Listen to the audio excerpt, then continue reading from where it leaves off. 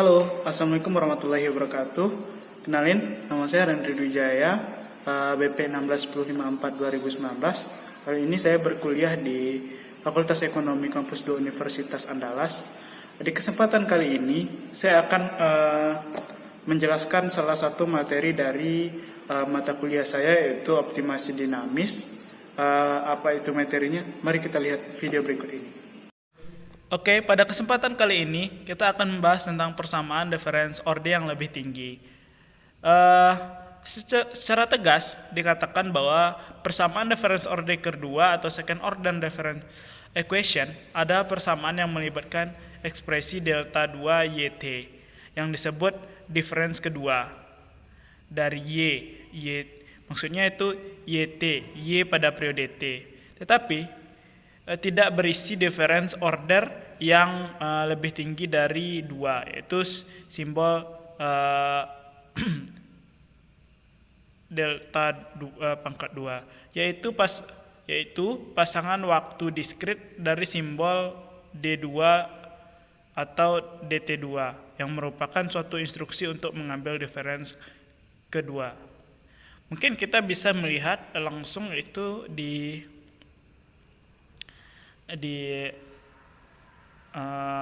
buku ini. Kita lihat yaitu delta 2 YT sama dengan bisa dilihat dengan jelas. Maka jadi difference kedua dari YT dapat ditransformasikan ke dalam jumlah suku-suku yang melibatkan dua periode tertentu yang periode waktu yang lamban. Karena ekspresi seperti delta Y dan delta YT cukup sulit untuk dipakai. Kita akan definisikan kembali persamaan difference order kedua sebagai persamaan yang melibatkan dua periode waktu yang lamban dalam variabel. Pertama, mari kita memusatkan perhatian pada metode penyelesaian persamaan difference order kedua dengan meninggalkan perumusan umum, perumusan order yang lebih tinggi pada bagian 18.4. Untuk menjaga agar lingkup diskusi dapat diatur, dalam bab ini kita hanya akan menyelesaikan persamaan difference linear dengan koefisien konstanta, namun baik suku konstanta maupun berbagai suku variabel yang akan dibahas berikut ini. Bisa kita lihat di sini, kita mungkin langsung saja ke penyelesaian kasus dari persamaan difference linear order kedua dengan koefisien konstanta dan suku konstanta. Seperti sebelumnya, penyelesaian pada 18.1 diperkirakan akan mempunyai dua komponen, yaitu penyelesaian khusus YP yang menggambarkan tingkat equilibrium intemporal dari Y dan fungsi komplementer YC yang menyatakan bahwa penyimpangan dari equilibrium untuk setiap periode waktu. Yang kedua yaitu penyelesaian khusus yang didefinisikan sebagai setiap penyelesaian persamaan yang lengkap kadang-kadang dapat diperoleh cukup dengan mencoba penyelesaian dari bentuk YT sama dengan K dengan menstitusikan nilai konstanta Y ini ke dalam gambar 18.1 yang kita dapatkan. Mungkin kawan-kawan bisa lihat gambar 18.1 sangat jelas di sini. Maka penyelesaiannya ada di gambar 18.2. Bisa kita lihat. Ini contoh satunya.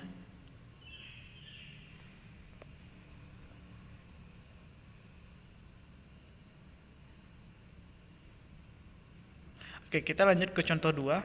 Kawan-kawan bisa lihat. Di contoh 2, cara penyelesaian dari penyelesaian kasus dari YT tambah 2 tambah YT tambah 1 dikurang 2YT sama dengan 12.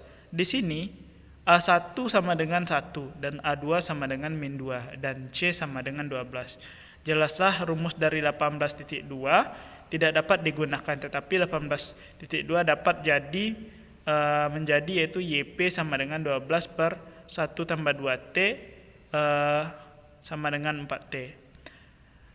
Kasus ini menggambarkan equilibrium yang bergerak, yaitu moving equilibrium. Jika A1 tambah A2 sama dengan min 1, tetapi pada waktu yang sama A1 sama dengan min 2, yaitu jika A1 dan sama dengan min 2 dan A2 sama dengan 1, maka kita bisa menerapkan penyelesaian percobaan dari bentuk YT sama dengan KT2 yang menyelesaikan YT tambah 1 sama dengan KT tambah 1 pangkat 2 dan seterusnya. Seperti Anda bisa buktikan dalam kasus ini, penyelesaian khusus yang berubah menjadi, kita lihat slide berikutnya, yaitu ya ini.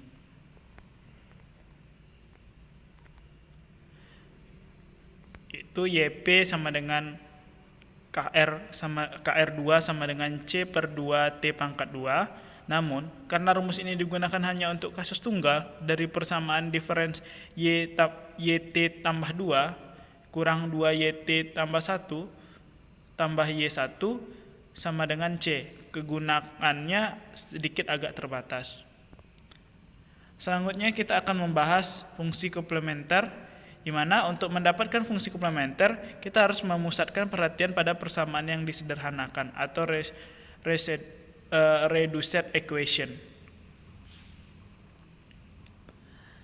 Pengalaman kita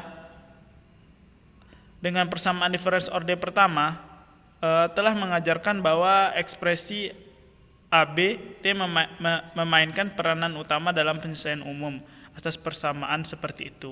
Oleh karena itu, mari kita coba penyelesaian dari bentuk YT sama dengan ABT yang secara alami menyatakan bahwa YT tambah 1 sama dengan ABT tambah 1 dan seterusnya. Sekarang merupakan tugas kita untuk menentukan nilai A dan B dengan menstitusikan penyelesaian percobaan ke dalam gambar 18.3. Persamaannya menjadi, mungkin kita bisa lihat di mana ABT tambah 2 tambah A1 ABT tambah 1 tambah A2 ABT sama dengan 0. Atau sesudah mencari faktor umum yang tak 0, AB pangkat T bisa berubah menjadi B2 tambah A1B tambah A2 sama dengan 0. Di sini yang masing-masing dapat kita terima dari penyelesaian AB pangkat T dapat kenyataannya yaitu B1 dan B2 keduanya akan muncul dalam penyelesaian umum dari persamaan difference yang homogen. Karena seperti dalam kasus persamaan diferensial, penyelesaian umum ini harus terdiri dari dua bagian yang bebas secara linear masing-masing dengan konstanta arbiter penggalinya sendiri. Kita mungkin langsung saja ke kasus. Contohnya ada di contoh 3, yaitu kasus 1 di mana di sini akar real yang berbeda. Kita bisa lihat pada gambar sebelumnya akar kuadrat dalam gambar 18.4 ada bilangan real yaitu dan B1 serta B2 adalah real dan berbeda. Dari peristiwa itu B1 pangkat T dan B2 pangkat T adalah independen atau bebas secara linear dan fungsi komplementer dapat ditulis secara kombinasi linear dari ekspresi tersebut. Mungkin bisa kita lihat. Selanjutnya mungkin penyelesaian dari YT tambah 2 tambah YT tambah 1 sama dengan 2YT sama dengan 12. Bersama ini mempunyai koefisien A1, A sama dengan 1, A2 sama dengan min 2. Dari gambar 18.4, akar karakteristik dapat diperoleh dalam bentuk B1, B2 sama dengan 1 min 2. Jadi fungsi komplementernya adalah YC sama dengan A1. Mungkin kita bisa lihat dengan jelas di sini ya. Kenapa begitu? Karena dalam contoh 2 penyelesaian khusus dari persamaan diferensi yang diberikan telah diperoleh berupa YP sama dengan 4T. Maka kita dapat menulis penyelesaian umumnya sebagai berikut. Kita bisa lihat. Oke, kita lanjut ke kasus 2. Kasus 2 akar real yang berulang, di mana bila A21 sama dengan 4A2, akar kuadrat dalam 18/4 akan hilang dan akar karakteristiknya akan berulang.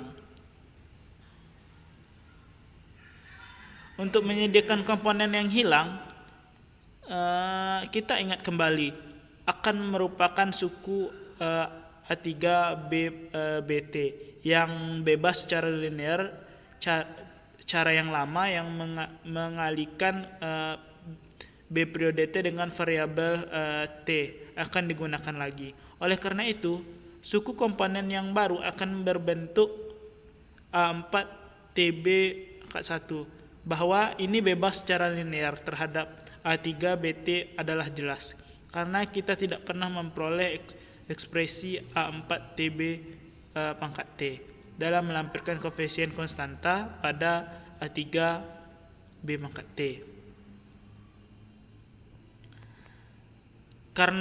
Karena itu fungsi komplementer untuk kasus akar yang berulang adalah menjadi YC sama dengan A3BT tambah A4TB pangkat T, yang harus Anda bandingkan dengan gambar 16.9. Oke, selanjutnya kasus ketiga yaitu tentang akar kompleks dalam kemungkinan yang terakhir, yaitu A12 kecil dari 4A2. Akar karakteristik adalah kompleks sekawan, itu secara khusus hal itu akan berbentuk B1, B2 sama dengan kita bisa lihat di sini dengan jelas. Kita lanjut ke lembaran selanjutnya, yaitu kita akan membahas langsung ke konvergensi jalur waktu. Seperti dalam kasus persamaan difference order pertama, konversi jalur waktu atau YT hanya tergantung pada apakah YC cenderung ke arah 0 bila T tambah tak hingga. Oleh karena itu, apa yang kita pelajari tentang berbagai konfigurasi ekspresi BT dalam gambar 17.1 dapat digunakan. Meskipun dalam konteks yang sekarang kita harus mempertimbangkan dua akar karakteristik dan bukan satu. Yang pertama yang harus kita lakukan adalah tinjaulah kasus akar real yang berbeda. Maka kedua suku komponen dalam fungsi komplementer akan menjadi eksplosif. Dengan cara demikian YC harus divergen. Dalam kasus sebaliknya, kedua suku dalam YC akan konvergen menuju ke 0 bila T naik sampai tak terbatas, dan demikian juga dengan YC. Sedangkan suku lainnya cenderung dari 0. Selanjutnya A1B1 pangkat T akhirnya akan menguasai keadaan dengan membuat jalur divergen. Maka kita sebutlah akar dengan nilai absolut yang lebih tinggi sebagai akar dominan. Jadi tampak bahwa akar dominan B1 lah yang benar-benar menentukan bentuk jalur waktu. Paling tidak terhadap konvergensi atau divergensi yang terakhir ini benar-benar merupakan kasusnya. Jadi kita bisa menyatakan bahwa jalur waktu akan konvergen. Apapun kondisi awalnya yang mungkin terjadi jika dan hanya jika akar dominan lebih kecil dari 1 dalam nilai absolutnya. Anda dapat membuktikan bahwa pernyataan ini berlaku untuk kasus-kasus di mana kedua akarnya lebih besar atau lebih kecil dari 1 dalam nilai absolutnya. Dan di mana satu akar akan mempunyai nilai absolut yang tepat dan tidak dibahas sebelumnya sebenarnya. Kita lanjut ke lembaran selanjutnya. Kita langsung membahas ke contoh 7, yaitu analisis konvergensi. Penyelesaian dalam contoh 3 dan 4 sebelumnya. Untuk contoh 3 penyelesaiannya adalah YT sama dengan 3 tambah min 2T tambah 4T, di mana akarnya masing-masing adalah 1 dan min 2, dan dapatlah equilibrium yang berakar 4T. Akar dominannya menjadi min 2 dan jalur waktu adalah divergen. Untuk contoh 4, di mana penyelesaiannya adalah YT sama dengan A3 buka kurung min 3 langsung tutup kurung pangkat T tambah A4 T buka kurung min 3 tutup kurung T tambah 1/4 dan di mana B yang kita ketahui tadi sama dengan 3. Kita juga mempunyai divergensi. Sekarang kita tinjau kasus akar kompleks dari bentuk umum untuk fungsi komplementer. Kita bisa lihat YC-nya di sini.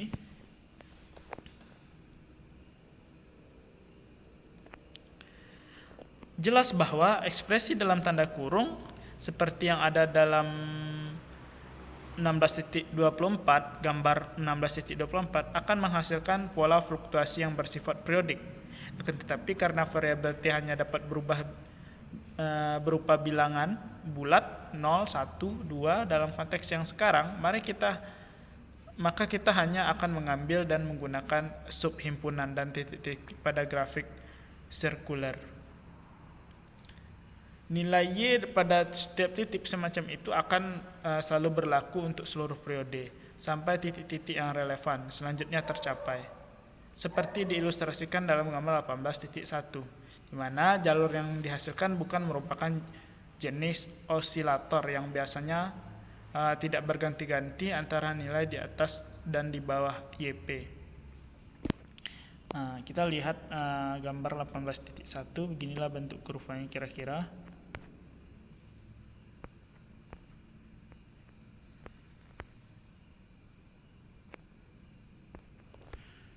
Selanjutnya kita akan membahas tentang multiplier Samuelson model interaksi akselerasi. Sebagai ilustrasi dari penggunaan persamaan difference order kedua dalam ilmu ekonomi, mari kita mengutip model interaksi klasik dari Profesor Paul Samuelson, di mana ekonom pertama yang memenangkan hadiah Nobel yang mencari proses dinamis dari determinasi pendapatan bila prinsip akselerasi beroperasi bersama-sama dengan multiplier Keynes, di mana di antara yang lainnya. Model tersebut melibatkan bahwa interaksi multiplier atau akselerator mampu menghasilkan siklis secara endogen. Kita langsung ke kerangka kerjanya. Misalkan bahwa pendapatan nasional YT dibentuk dari 3 komponen aliran pengeluaran, konsumsi C pada periode T dan investasi, pengeluaran pemerintah pada periode T dan konsumsi yang digambarkan bukan sebagai fungsi dari pendapatan saat ini, tetapi pendapatan periode sebelumnya. Y T kurang 1 untuk penyederhanaan diasumsikan bahwa CT proporsional secara sempurna terhadap YT kurang 1. Investasi yang merupakan variasi indus merupakan fungsi kecenderungan pengeluaran konsumen. Tentu saja melalui investasi indus ini prinsip akselerasi tersebut masuk ke dalam model. Secara khusus kita asumsikan investasi pada periode T memikul suatu rasio tetap terhadap pertambahan konsumsi.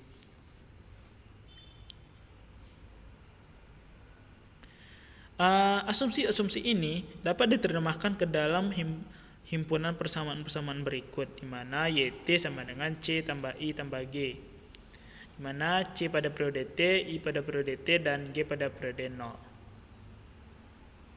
Kita bisa melihat apa fungsi dari CT dan apa fungsi dari IT. Di mana di sini ada huruf Yunani, lambang gamma dari huruf Yunani menunjukkan bahwa kecenderungan konsumsi marginal dan menunjukkan bahwa akselerator kependekan dari koefisien akselerasi. Berdasarkan persamaan kedua, kita dapat menyatakan bahwa investasi dalam bentuk pendapatan sebagai berikut. Kita bisa lihat dengan jelas di sini. Dengan mensubstitusikan ini dan persamaan C pada periode T ke dalam persamaan pertama pada gambar 18.13 tadi, mengatur kembali model ini dapat disederhanakan menjadi persamaan tunggal. Karena YT Kita bisa lihat di gambar ini dia menjadi seperti ini.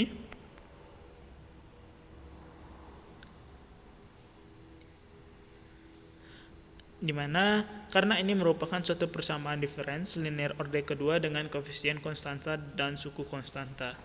Persamaan tersebut dapat diselesaikan dengan metode yang baru saja dipelajari. Nah, kita bisa langsung ke penyelesaian.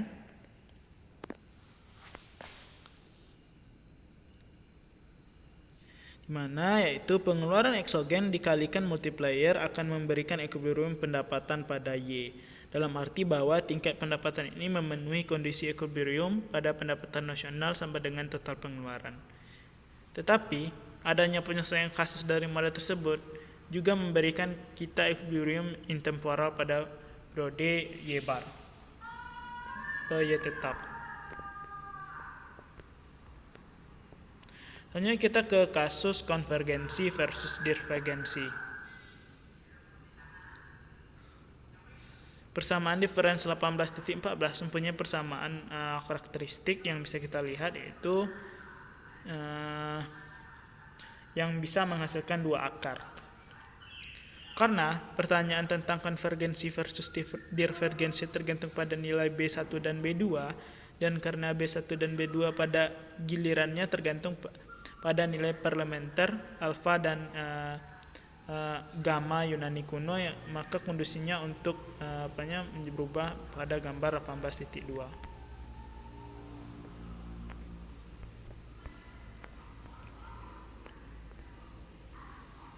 Oke, kita lanjut ke lembaran selanjutnya.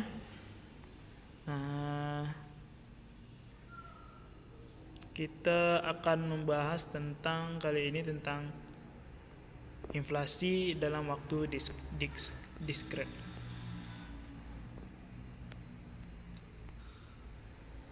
Pada persamaan difference dalam P sebagai langkah pertama dalam analisis atau atas model yang baru ini, kita coba lagi untuk menyederhanakan model tersebut menjadi satu persamaan dalam satu variabel. Misalkan variabel tersebut P. Dengan demikian kita akan memusatkan perhatian pada gambar titik 18 bisa kita lihat di bawah ini.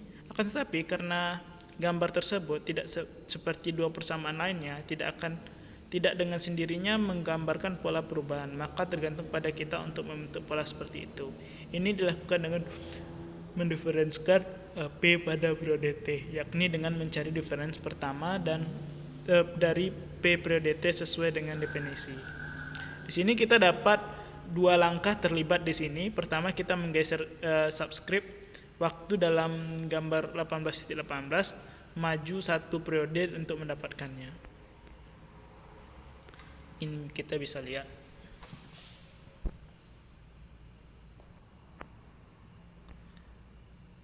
Oke, kita lanjut ke lembaran selanjutnya. Nah, inilah.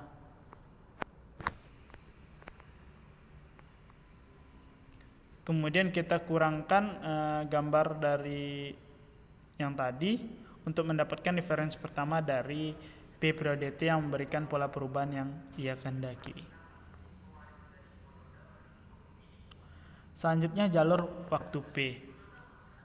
Dalam equilibrium intemporal, nilai P yang diberikan oleh integral khusus adalah seperti gambar berikut. Oleh karena itu, seperti dalam dalam model waktu kontinu, equilibrium tingkat inflasi tepat sama dengan tingkat ekspansi moneter. Seperti pada fungsi komplementer, di sini dapat timbul baik akar-akar real yang berbeda, seperti kasus 1, ataupun akar real yang berulang pada kasus 2, atau akar kompleks pada kasus 3 yang tergantung pada persamaan relatif dari A1 pangkat 2 dan 4A pangkat 2 dalam model yang sekarang. Kita bisa lihat modelnya di sini. Ya, kawan-kawan bisa screenshot video ini agar nanti bisa diulang-ulang juga.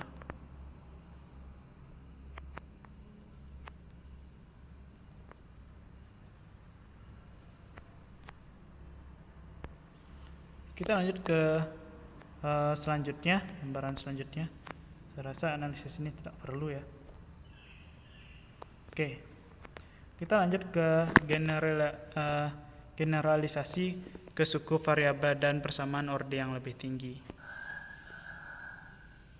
Suku variabel dalam bentuk sentimeter pada periode T, apabila suku konstanta C dalam gambar 18.1 tadi diganti dengan suku variabel, suatu fungsi T pengaruhnya hanya akan terjadi terhadap penyelesaian khusus. Mengapa? Untuk mendapatkan penyelesaian kasus yang baru, kita sekali lagi dapat menggunakan metode koefisien tak tentu dalam konteks persamaan diferensial. Metode tersebut mensyaratkan bahwa suku variabel dari derivatifnya yang berurutan secara bersama-sama hanya mengambil bilangan diferensi. Persyaratan itu harus diubah untuk dibaca seperti suku variabel dan diferensinya yang berurutan harus bersama-sama hanya mengambil bilangan terbatas dari jenis ekspresi yang berbeda selain dari konstanta penggali. Dan mari kita ilustrasikan metode ini dalam contoh yang konkret dengan terlebih dahulu menggunakan suku variabel dalam bentuk sentimeter pada periode T di mana C dan M adalah konstanta. Maksud saya bukan sentimeter ya, konstanta C dan M.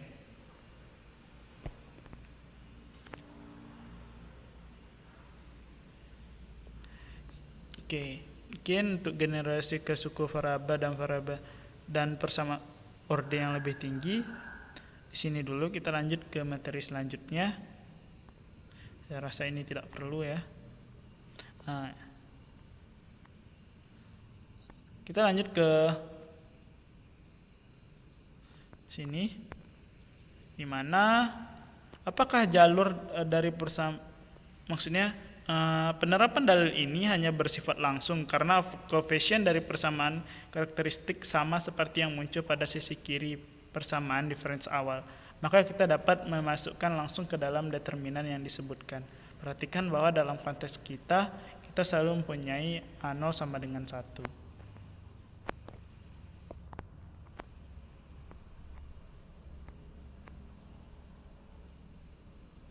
Kita lihat bisa lihat gambar contoh 5 ya.